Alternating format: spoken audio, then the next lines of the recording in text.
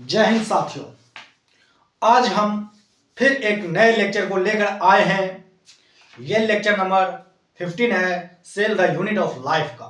क्योंकि ये लेक्चर आज लगभग खत्म हो जाएगी ये चैप्टर, और 15 लेक्चर में मैंने इस चैप्टर को कंप्लीट किया है, लेकिन ये चैप्टर सिर्फ खत्म ही नहीं हुआ है, ये मोस्ट ऑफ बायोलॉजी का चैप्टर कवर कर चुका है। आखिर हम जिस चीज के बारे में पढ़ रहे हैं उस चीज के बारे में हमें पता होना चाहिए कि आखिर हम पढ़ क्या रहे हैं। उसकी शुरुआत इसी चैप्टर से होती है, क्योंकि हमारे बॉडी का निर्माण सबसे पहले सेल से ही होती है, और सेल के अंदर क्या क्या होता है उस सब चीज के बारे में पढ़ना होती है। उससे क्या था, हमें कुछ भी समझ में आना मुश्किल हो जाता है। तो आज का ये लेक्चर नंबर 15, इन्हीं के साथ आज का ये चैप्टर खत्म हो जाएगा। कहा जाता है कि ना पूछ कि मेरी मंजिल क्या है, ना पूछ कि मेरी मंजिल क्या है, मेरे हौसलों को दे देख, मेरे मंजिल मेरे पास ही है, मेरे मंजिल मेरे पास ही है। तो चलिए आज का ये लेक्चर शुरू करते हैं। आप यहां पर देख रहे हैं लिखा हुआ है न्यूक्लियस, और इसको निकोलेस बोलते हैं, न्यूक्लियस, ठीक है। और उसी के अंदर निकोलेस होता है, न्यूक्लियस के अंदर निकोलेस होता है, ठीक है। न्यूक्लियस के अंदर निकोलेस होता है, और उसी को हम पढ़ेंगे।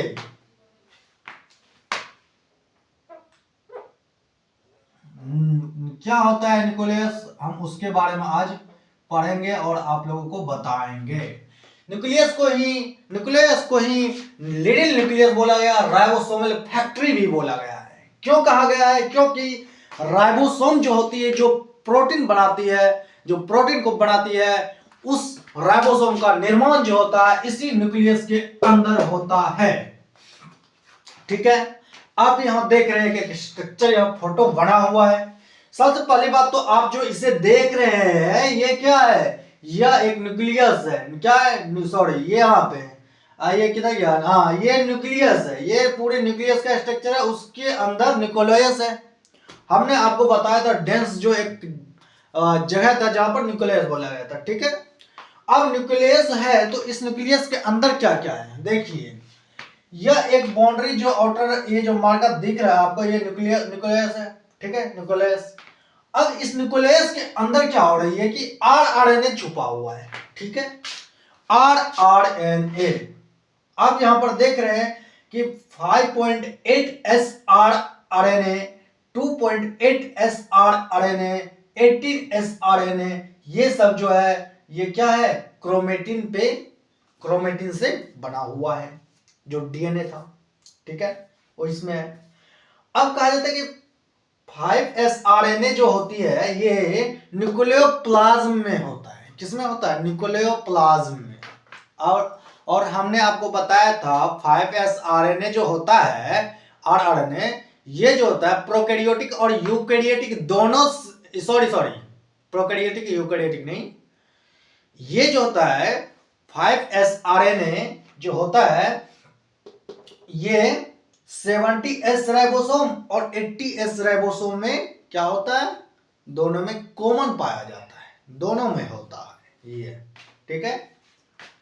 आगे देखिए, यह एक क्रोमेटिन थ्रेड है और इसके ऊपर ये सब है। अब ये क्या कर रहा है? ये जो है न्यूक्लियोप्लाज्म में आता है और ये एमआरएनए बनता है, ठीक है, एमआरएनए बनाता है, और ये एमआरएनए बन करके क्या करता है? 60s बनाता है और 40s बनाता है, जो कि अब देखिए ये 40s और 50s का निर्माण कैसे होता है। जैसे ही एमआरएनए बन के न्यूक्लियोप्लाज्म में आता है, न्यूक्लियोप्लाज्म से क्या होता है? साइटोप्लाज्म में जाता है। साइटोप्लाज्म में जाकर के प्रोटीन का निर्माण करता है। किसका करता है? प्रोटीन का निर्माण करता है। ये साइटोप्लाज्म में जाता है एमआरएनए बन के, और इस एक मिनट देखिए, यहां से क्या होता है? आरएनए का निर्माण होता है, ठीक है। इस क्रोमेटिन से आरएनए का निर्माण होता है, और ये आरएनए क्या होता है? आरएनए साइटोप्लाज्म में जाता है। साइटोप्लाज्म में क्या होता है? प्रोटीन का निर्माण होता है। प्रोटीन बनने के बाद क्या होता है? वापस न्यूक्लियोप्लाज्म में आता है। न्यूक्लियोप्लाज्म में प्रोटीन से कंबाइन होकर के जो आरएनए होती है वो क्या करती है? 40s और 50s का निर्माण, 60s का निर्माण करता है, वो बनाता है। फिर ये दोनों क्या होता है, दोनों बाहर निकल के साइटोप्लाज्म में जाता है, सेल के साइटोप्लाज्म में। फिर उन दोनों को क्या करता है, आपस में चिपकाया जाता है Mg+2 से, ठीक है। Mg+2 से चिपकाने के बाद क्या होता है, ये ATS मतलब आरएनए का राइबोसोम का निर्माण हो जाता है। राइबोसोम का निर्माण होने के बाद ये राइबोसोम जो होता है, जो mRNA बन के आया बाहर, उस mRNA को के ऊपर क्या होता है, यहाँ आरएनए आता है, ठीक है। लेकिन यहाँ mRNA जो होता है, ये इस mRNA के ऊपर ये राइबोसोम लगता है। फिर जाकर ये क्या होता है, पोलीसोम, अर्गोसोम, ये सब इस राइबोसोम का निर्माण करता है। फिर उससे क्या होता है, प्रोटीन बनता है। फिर वापस क्या होता है, यहाँ पर जाता है। यहाँ पर जाने के बाद फिर आपको वापस इसी प्रकार के बहुत सारे राइबोसोम का निर्माण होता है। और जानते हैं कि प्रोटीन से एंजाइम बनती है, और एंजाइम से क्या होती है, मेटाबॉलिक रिएक्शन चलता है, ठीक है। अब देखिए ये क्रोमोसोम इधर है, ये क्रोमोसोम है। क्रोमोसोम जब सेल में है, सेल के न्यूक्लियस में है, तो उलझा हुआ फॉर्म जो होता है वो क्रोमेटिन कहलाता है। क्या कहलाता है, क्रोमेटिन कहलाता है। और ये क्रोमेटिन इंटरफेज का है, सेल के इंटरफेज का है। और जैसे इससे एम फेज में जाता है, जब ये सेल एम फेज में जाता है तो क्रोमोसोम बन जाता है। यही क्रोमेटिन थोड़ा सा क्या होता है, सुलझ जाता है। सुलझ जाने के बाद क्या होता है, ये क्रोमोसोम के का रूप ले लेता है, ठीक है।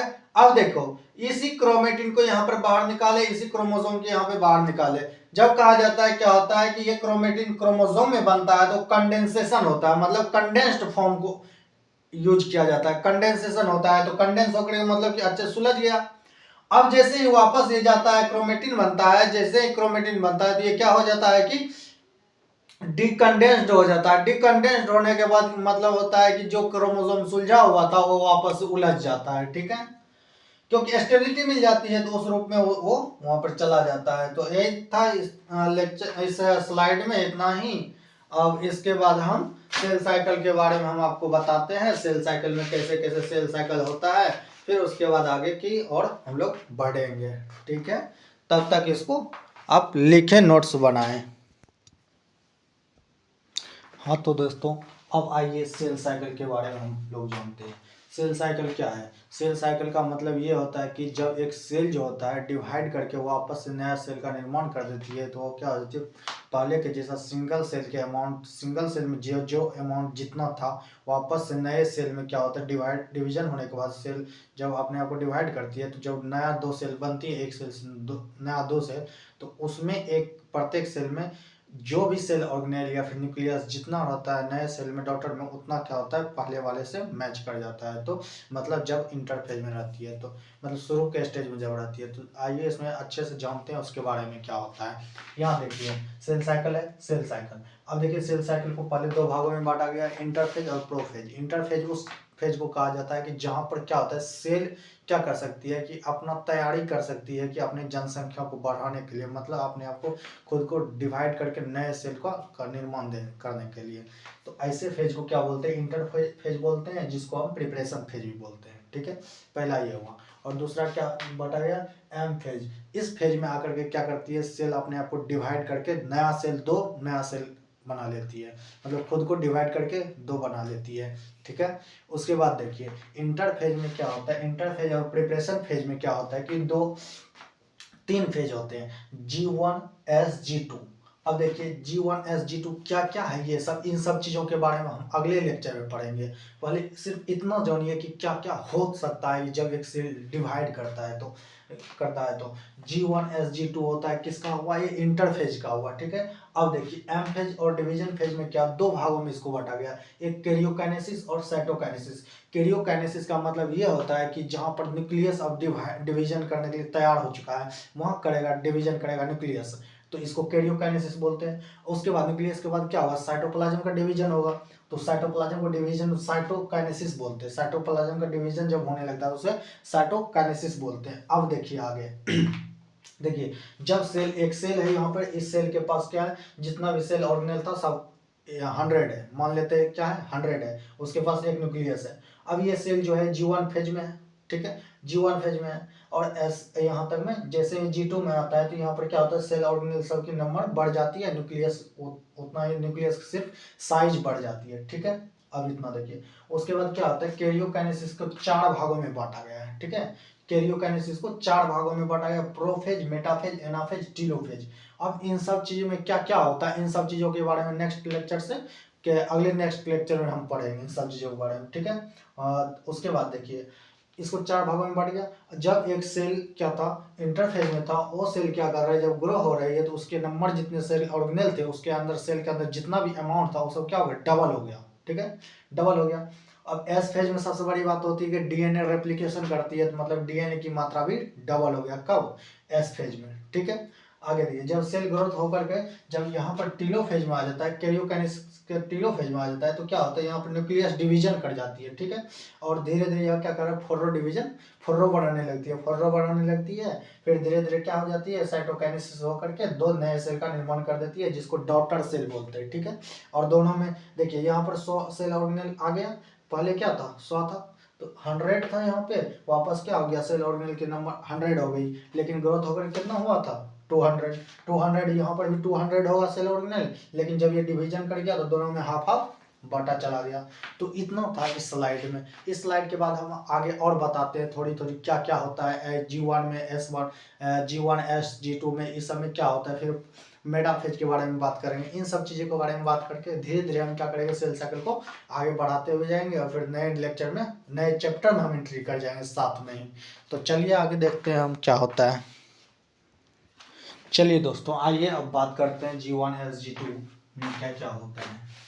देखिए G1 है और ये S G2, ये सभी नाम रखा गया, प्रोफेज है, एटाफेज है, लेट मेटाफेज है, एनाफेज है, टीलोफेज है, साइटोकाइनेसिस है।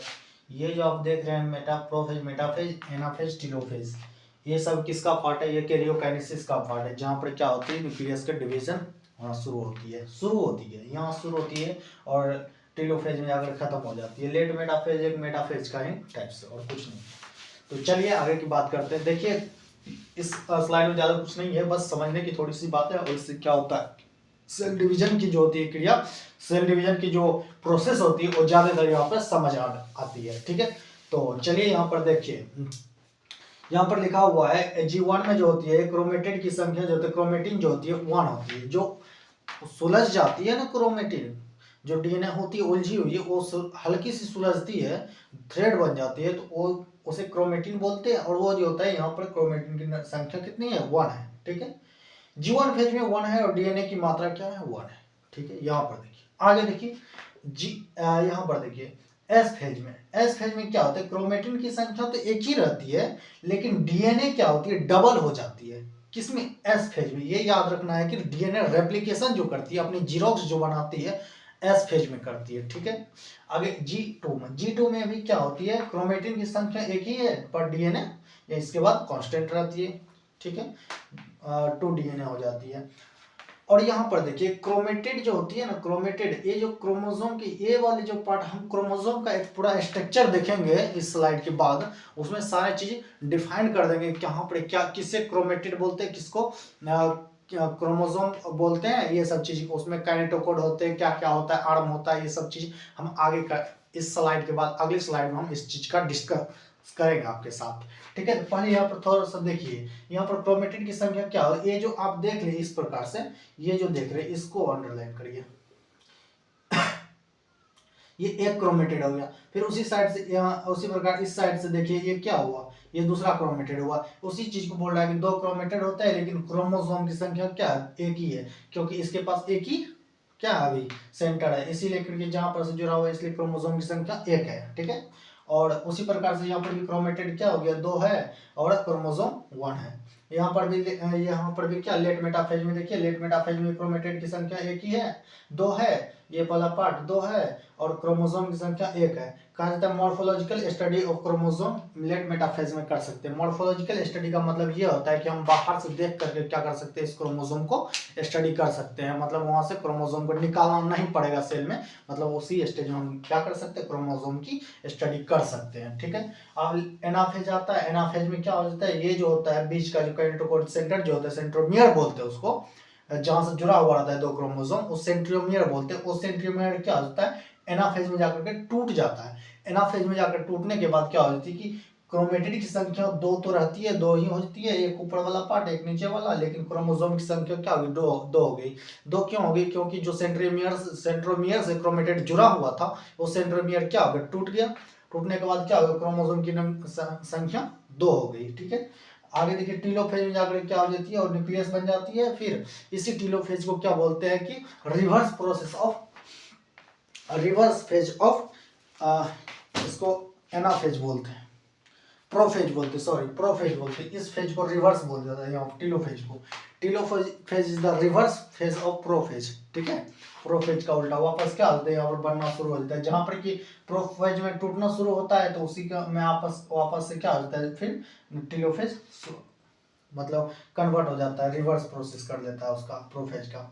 यहाँ टूट रहा है तो वापस यहाँ बन रहा है, उसी को बोलते हैं। आगे जाकर साइटोकाइनेसिस होती है, और वहाँ पर साइटोकाइनेसिस का जो सेल का जो साइटोप्लाज्म होता है वहाँ पर क्या होता है, पूरा तरीका से डिवाइड होकर के 2 सेल में कन्वर्ट हो जाती है। तो इस स्लाइड में इतना ही बात है। तो अगले स्लाइड में हम आपको बताते हैं कि किस प्रकार से क्या होता है, कि क्रोमोसोम की स्टडी कैसे करते हैं और क्रोमोसोम का क्या क्या होता है। ठीक है, उस चीज़ के बारे में हम आपको बताते हैं। हाँ दोस्तों, ये जो आप फोटो देख रहे हैं, ये पूरा एक फोटो क्या है, पूरे कहा जाए तो एक क्रोमोसोम का फोटो है। क्या, किस चीज का, क्रोमोसोम।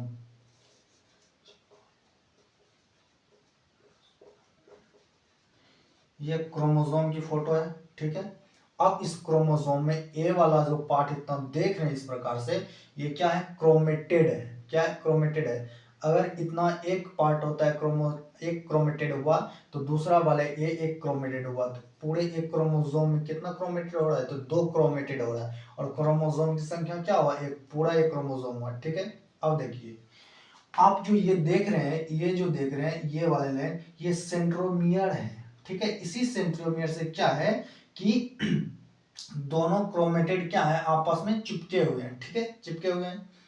अब इसको जो बगल से देख रहे हैं, जिसको कैनेटोकोड कहा गया है। ठीक है, एक इस साइड का कैनेटोकोड और एक इस साइड का, तो दोनों मिलाकर कैनेटोकोड की संख्या क्या हो गई, 2 हो गई, 2 नंबर हो गया।